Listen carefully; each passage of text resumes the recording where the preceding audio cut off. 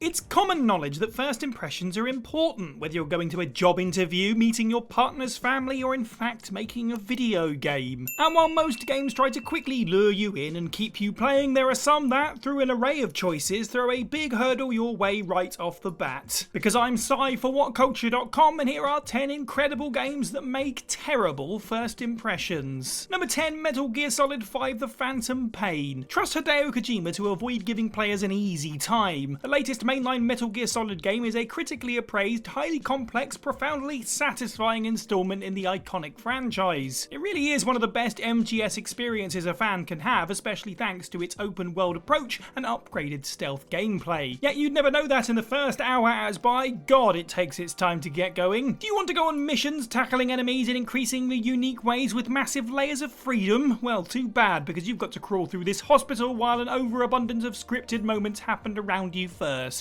Long-term MGS fans will be more than willing to sit through this horrid opening, knowing that the game will eventually pick up, but this slow burn intro no doubt alienates anyone new to the series. If you push through though, things don't just get good, they get great. However, when you're slowly crawling through a hospital behind a guy with his butt exposed, escaping a strange fireman with no clue what's going on, the thought of when the game gets good isn't exactly the first thing that's going through your head. Number 9, Cruelty Squad. Anyone who owns a Nintendo Switch will tell you that the graphics aren't everything. Pour one out for the unfortunate souls who bought Mortal Kombat 1 on the console. Oh dear. Still, the way a game looks is a big part of its appeal, and if it looks bad or unfinished, then judgment shall come. So what happens when a game deliberately throws horrible graphics your way before wowing you with its impressive FPS mechanics and bizarre yet compelling narrative? Well, say hello to Cruelty Squad. If you boot this game up without knowing its intentions, then you'll probably think you've wasted your money, as the visuals are vomit-inducing and appear entirely unfinished. Its aggressively overstimulating aesthetic contains low-poly models, unnatural movements, outlandishly garish colours and more. However, the more you play Cruelty Squad, the more you'll get sucked into this bizarre psychedelic world. The game has stellar level design, strong horror elements, and a fantastic synergy between its visuals and gameplay. It's a first-person shooter designed to appear like the low-poly 3D games of the 90s, especially LSD Dream Emulator. That inspiration is certainly acute, as it looks like GoldenEye on a bad acid trip. If you can push through its horrid visuals, you'll get a gaming experience unlike any you've had before. Number 8, Yakuza Like a Dragon. The 7th mainline installment in the Yakuza series, Like a Dragon dared to do a lot of things differently. It changed up its gameplay style from beat-em-up to turn-based battling RPG, and did away with its storied protagonist Kazuma Kiryu for the bright and shiny Ichiban Kasuga. As such, fans were on tenterhooks. And whilst Yakuza games tend to take their time to get going, Like a Dragon takes a stonking 3 hours before it drops the player into the world proper and allows them the freedom to explore. Until Chapter 3, it's largely cutscenes with the occasional bit of A to B wandering and straightforward battles. So established fans were absolutely unsure of what to make of it, and the game doesn't truly come together until Ichiban pulls his baseball bat sword in the stone style out of the ground, at which point the game embraces the franchise's chaos as well as the mania of its shift in direction, and the world has a slight fever dream quality to it, where regular criminal runts become a wide variety of weirdos to beat up on. Like a Dragon provides a compelling tale and mechanically solid affair once it gets moving, setting the stage for the upcoming Infinite Wealth and beyond. It also, whilst having a lot of cutscenes, doesn't slow players down to this degree again until the end. Number 7, Okami. Okami is a masterpiece of a video game. It's an artistically profound and richly sourced exploration of Japanese folklore and mythology. It's also wrapped up with entertaining gameplay and an art style that could bring you to tears. That's what you'll feel once you finish the game, but you'll likely be thinking, damn, this is boring when you first get started. This woefully underappreciated PS2 classic opens with a tutorial to guide you into the world. That all seems well and good, but this poorly paced introduction throws you right into the walls of exposition before flip-flopping so dramatically between gameplay and explanatory dialogue that you'll start grinding your teeth. Players who hopped on hoping to play as a cool wolf spirit only to be forced to read paragraphs of text were instantly taken aback. This is supposed to be a fun game, not homework. Why is there so much to learn? Naturally, those patient players who were willing to sit through this stop and start introduction were greatly rewarded, but no one would blame you if you took the disc out and opted for something more direct. Number 6, The Last of Us Part 2. Spoiler alert, of course, but did you love The Last of Us? Of course you did. Even putting aside the gameplay, the core relationship between Joel and Ellie was everything. Great, so why not start off the second game by having one of them brutally killed and not allowing you to do anything about it?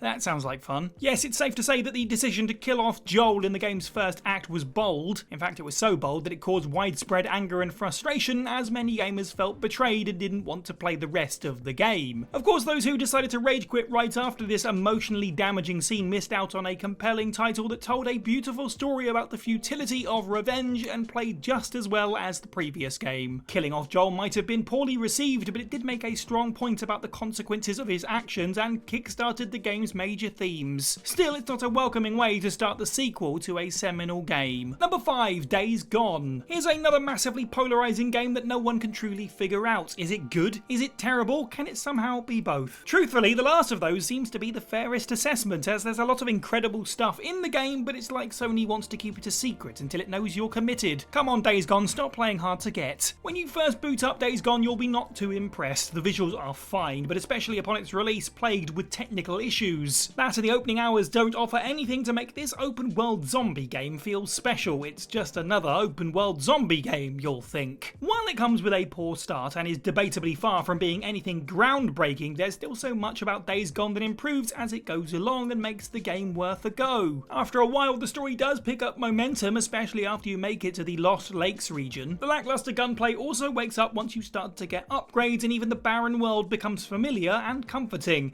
Is it perfect? No, but it might be worth playing. Number 4, Armored Core 6: Fires of Rubicon. The recent release of the latest Armored Core game has been received with overwhelming positivity from gamers, fans, and even critics. That said, there's one thing about the game that is kicking up a stir, that being that the tutorial is absolutely battering everyone. This mecha vehicle game's tutorial mission, Illegal Entry, begins as a standard introduction to the intricate mechanics and gameplay. But then the AH-12HC helicopter appears, and boy, it's one mean machine. The monstrous boss arrives decked out with missiles and Gatling guns that can quickly obliterate you if your reflexes are slow. On top of that, your attacks do minimal damage against its thick armor, meaning the fight will take time and a small slip-up can end your run. Considering that most players at this point are barely even used to the game's mechanics, let alone Raven's weapons, this boss will destroy anyone's confidence, whether they're a newcomer or a veteran. Naturally, being decked within the first 10 minutes of a game is hardly a great start for most. Still, at least it's on brand for From Software. Number 3, Starfield. When it comes to Starfield, the latest release from the behemoth developer Bethesda, there's a pattern emerging. Read any review or ask any friend who's played it and they'll all say something along the lines of, oh yeah, it gets really good after X hours in. Well, these reactions don't lie, as this is not a game that puts its best foot forwards. This epic title has a plodding start, as the first few hours are woefully average. The promising allure of a whole universe to explore is a strong hook, but it takes time to experience anything that feels genuinely epic. Most of it is just plain, uninteresting environments and gameplay. Now, you eventually get access to an ability that completely turns the tables and gives you a reason to play. It allows you to engage with the world differently and leads you down an exciting path. Sadly, it takes anywhere between 5 to 15 hours, depending on your affinity for side quests, to get to a point where the game starts feeling like Bethesda's promised sci-fi epic. As such, it's a tough sell if you're looking for immediate satisfaction. Still, those willing to slog it out will surely come to appreciate what Starfield has to offer. Number 2, Driver. You could ask a toddler what the most important part of a video game tutorial is and get a decent answer back. It's not hard to know that the function of an introductory level is to teach the player how to play the game, so whoever designed this infamous tutorial really missed the mark. Driver's much maligned opening places the player in an underground car park and gives them a list of driving tricks to pull off, which they need to do within a tight time limit. However, is there any explanation of what these tricks are or how to do them? Of course not. So you're left driving around for ungodly amounts of time, just trying anything. As if this wasn't bad enough, you don't even get the luxury of taking in the beautiful sights of the game's 4 city settings, as you're stuck in a dingy little car park that looks overdue as spring cleaning. None of this is good when it comes to luring players in. Getting through this tutorial is no easy task, and while the game is worth it, not enough people get the chance to find that out for themselves. And number 1, Deadly Premonition. Each entry explored so far has an opening that managed to fumble 1 or 2 details regarding pacing, story, gameplay, or visuals, but then there's there's Deadly Premonition, which somehow manages to check all of those boxes, alienating many players into thinking it'll be a piece of garbage. Deadly Premonition opens up in a way that is not indicative of the rest of the game, i.e. dull as hell. In this first level, you'll meander through a rainy woodland about as visually stimulating as a busted up old shed, playing with the game's awful shooting mechanics. The dodgy combat is an instant turn off as there's little to do in the game at first other than walk and shoot, and it can't even do that well. Does it look good? No. Does it play well? No. Is the story interesting? Not at first, no. Then why even bother playing it? Well, anyone who makes it through this dire intro will be treated to a wonderfully bonkers Lynchian world that feels like Twin Peaks on cocaine. The game's appeal is mountainous once you've spent enough time in it, as its fun characters, delightfully schlocky B-movie qualities, and unpredictability are a blast. It's just a shame that you don't get that bit right away. Speaking of video game introductions, why not check out this video on screen now for the 10 biggest WTF video game openings. Don't forget to like this video, leave a comment down below on more video games that are great, but not so much in the first act. Head over to WhatCulture.com for more content every day. I've been Si for WhatCulture, and have a good week.